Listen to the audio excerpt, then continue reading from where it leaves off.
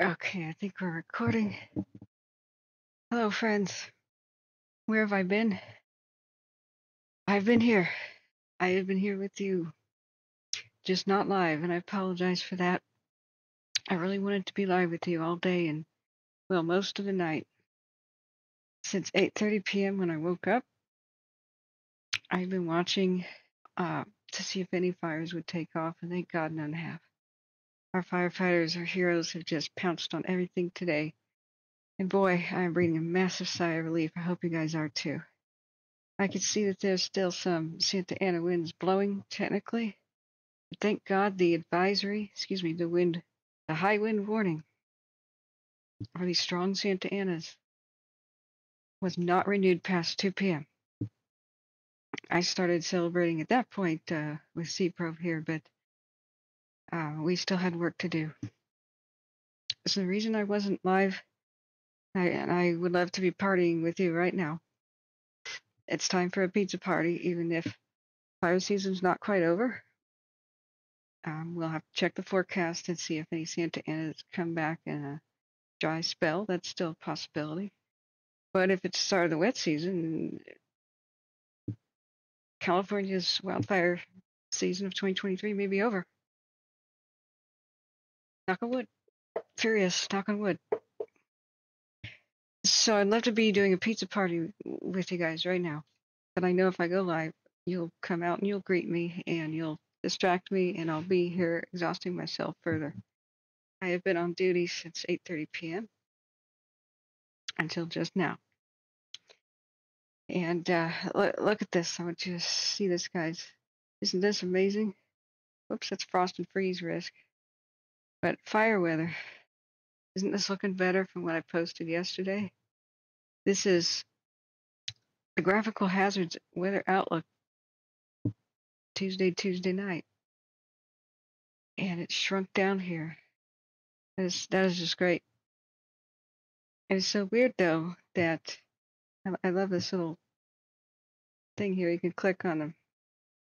We have limited and elevated with tiny portions of significant fire danger here, kind of by Oxnard and Ventura County straddling Santa Barbara County. We have some significant fire weather risk dots here, and at the same time, a frost and freeze risk for tonight and tomorrow. Thank you, El Nino.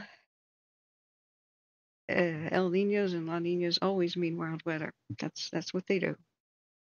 So hold on to your butts. Victorville, where you might frost and freeze. But this is looking way better than yesterday, which had orange in the fire weather. A little slot here. So wildfires could break out tonight. The winds should be dying down, should be. And I think it's okay for me to finally go to bed. I've been with you on duty, like I said, since 8 p.m. yesterday. It's now 6:15 p.m. today on Tuesday. The reason I did not go live is two reasons. One, pretty early in the morning, jackhammering sounds began because there's a major plumbing crisis down my street. And so the noise would have just driven you insane. Two, I've been pretty weak. I've been recovering from, whatever I had, which I wonder now may have been COVID or a reactivation of mono. I mean, long COVID is still with me, but I feel like I had a pretty distinct sinus infection last couple of days, preventing me from breathing and sleeping. And I've had insane nosebleeds. So I won't describe them. You won't appreciate that. But all I can say is I hope the CAT scan of my head that I just had when I go in for my next appointment after the Thanksgiving, that they could shed some light on why that might be happening. And just fingers crossed I can have nasal passage surgery soon. It's made me pretty nauseous, and I've been in a pretty significant amount of pain from, of all things, my normal stomach problem, plus of all things, my chair collapsing. So I had to buy a new one Sanctity is C probe helped me assemble it. And I'm sitting in it right now. It's doing me a world of good, but we cut it apart with a knife, and I was astonished at the way that the foam is. It's just kind of like packing peanut foam instead of real memory foam.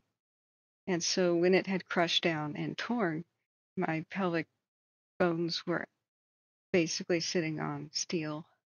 It was unreal to disassemble that, just how cheap things are these days. So I was experiencing extreme inflammation and a burning, like a sunburn, like an acid feeling up and down my spine. That took a while for me to kind of identify because I just sort of felt sick anyway already, like muscle aches and pains. So this has been really exhausting. So I decided, I woke up and I've been trying to sleep, like it's kept me up at night. But as soon as I try to take naps during the day, that's when the plumbing problem jackhammering would occur. So I barely slept in 5 days. On top of the blood loss, this has just left me trashed. And so I decided, you know what? I'll tell myself I'll go live for 5 minutes here. I'll tell myself, guys, I'll log off in a second. But and here's our wind risk. By the way, this thing's amazing. So I tell myself, I'll have a short stream, but that won't happen. People will come in, they'll say hi, and I'll be like, oh hi. But I'm still in significant pain. I almost lasted, I almost lasted to the last 2 days of perhaps, Santa Ana's, but I was ready to go for you. I was ready to go. I hope you guys have followed me on Twitter at @Wildfires. And I've got a new logo there. Check it out. I've been tweeting up a storm and sharing everything I could. I'm very upset about one thing, which I put on Twitter, and that is a huge discrepancy between the National Weather Service. They show the hazards here. Here's the wind hazards, Santa Ana's, and they did yesterday, and they show significant spots. And for fire weather, there's still significant spots here, but it was much more widespread yesterday. However, if you go to Predictive Services, I'm upset with them. Excuse me, wrong tab. Wrong tab. The significant fire potential they had is none for Tuesday and Wednesday. When, get this, hot off the press, 80-mile-an-hour wind gusts. Let me make that bigger so you could see this. 80-mile-an-hour wind gusts at Sill Hill at 6:50 a.m. this morning. 6 and 5 in the morning, I was watching a lot of the cams and saw the vegetation whipping back and forth. I really thought I was going to go live at that point.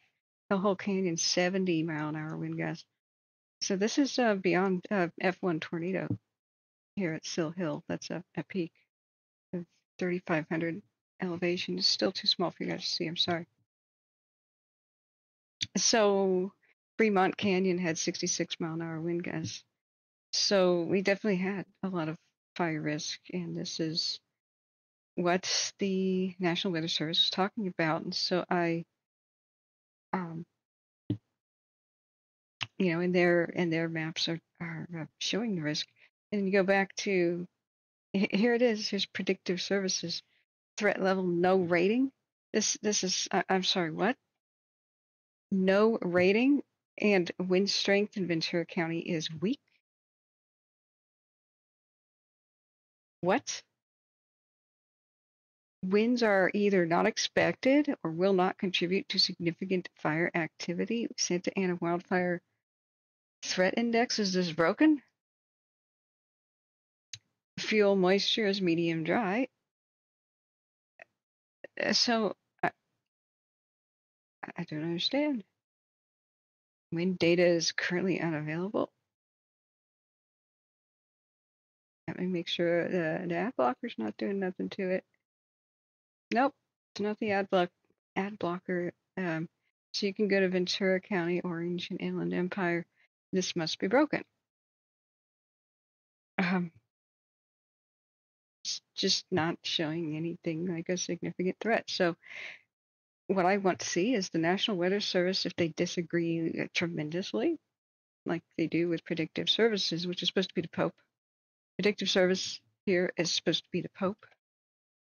Excuse me, so you can read this for the different districts, sections for California, such as Eastern Sierras, Central Sierras, foothills, Northern Deserts, Eastern Deserts. Something is wrong here. When they disagree, I want to see them explain why. It's okay for them to disagree. For NOAA, National Oceanic and Atmospheric, and also National Weather Service and Predictive Services, it's okay for them to disagree, but they need to explain to the public why. And they need, just in case the public only checks one of them, they need to explain that their sister weather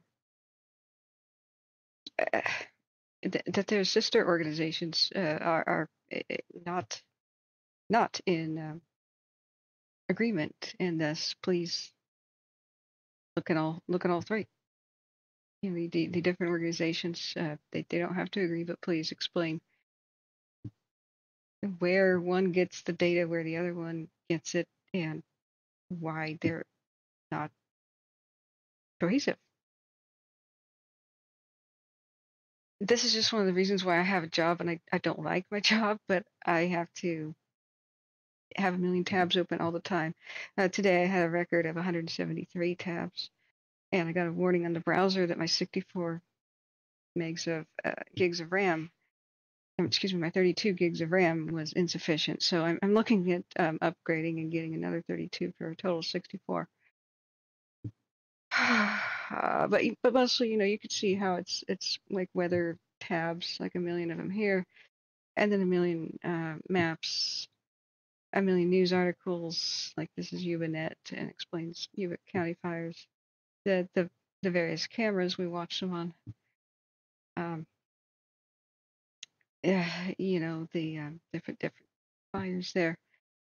So this is why I have a job. I have to monitor a million things and then tell the public where to find information, because the public would not be able to by themselves.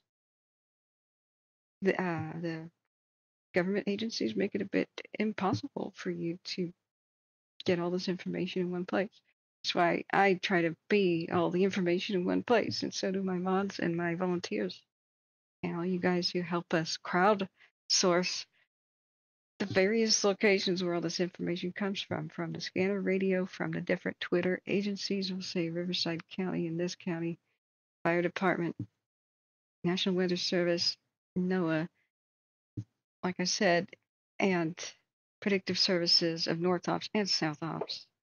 Plus, you know, awesome people like Holt Hanley, who specialize in fire forecasting, and the journalists too, that in the field journalists who show us the pictures of what's going on, the cameras, the array of cameras, the maps with the satellites, including CalTopo, the scanner radio for just a million counties, watch duty, and the people doing the reports there, the various apps on the phones. FEMA, for example, I do highly recommend. They have been giving me timely push notifications, and all I had to do was pick a few counties down here, and I got all the high wind warnings, and it's been very, very responsive.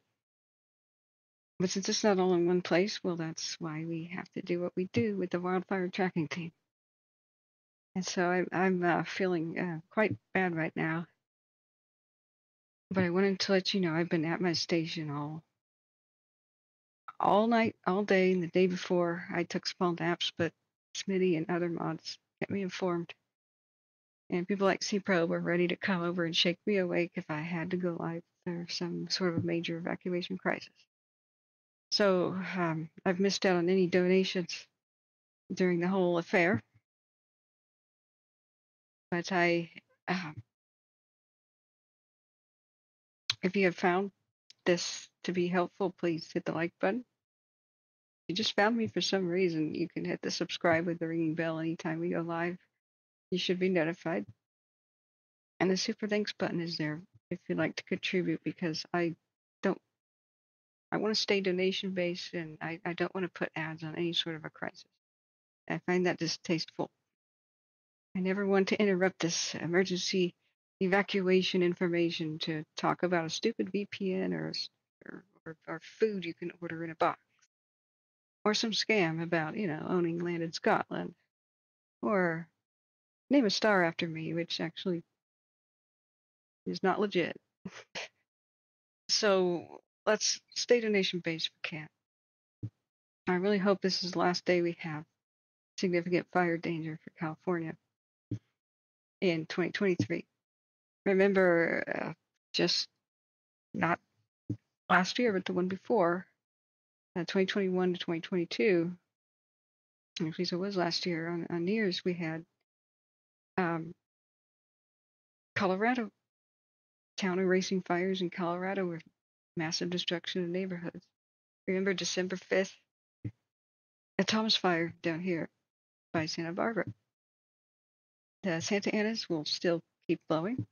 Diablos will still keep blowing. And Northern California is damp enough right now, so we don't think anything will be a factor. But it is a possibility that there's a couple of dry weeks, and California in the south can be primed for new crazy wildfires in December, possibly January. The Santa Anas run through January, so we got to be vigilant.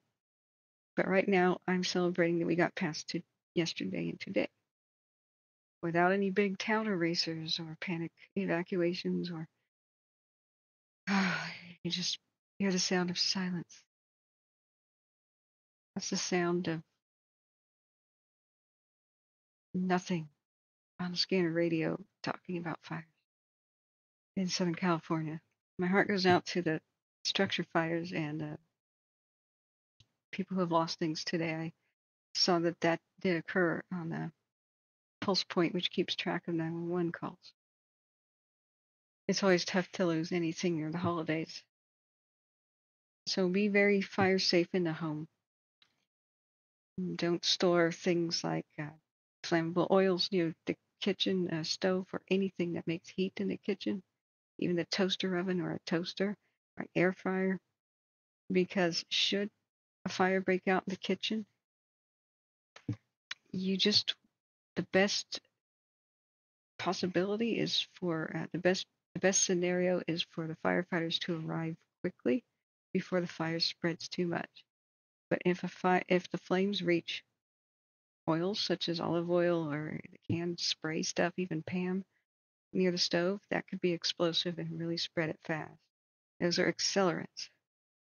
So look into getting a fire blanket for holiday cooking this season, getting a CO2 chimney fire extinguisher, just like a flare gun in your hand. I'll help walk you through this, guys. I hope to be live for Black Friday and talk to you about fire gear that you can use to protect yourself in the home. Try to do all that. But just remember, some very, very basic, tiny, micro decisions that you make can greatly increase your family safety and yours. So be safe. Don't leave cooking unattended. Don't dip turkeys into full vats of oil and have the oil overflow into the fire flames. Don't be that guy who does that. If you deep fry a turkey. So just be safe, and then right after Thanksgiving, I hope to be live with you guys, and maybe we can have a party where I show you fire gear and maybe some other things that so we can fundraise for this channel, help you shop on places like Amazon, and I can get a small percentage of anything you put in your shopping cart if you follow my links. It'll be very hard for me to survive the financially with the low amount of donations during the summer, throughout the winter, without, say, stopping this and getting a quote real job. But we're going to find a way. There's other ways to drum up revenue, and ways we can have fun together and take our minds off of fires for a while, I hope. Plus, if there's any floods that happen, avalanches and heavy snowpacks and disasters, I plan to cover those and be there for you guys in California too. I hope not though, but it's El Nino. El Nino is usually our big flood years. Just just pray, cross your fingers, and hold on to your butts.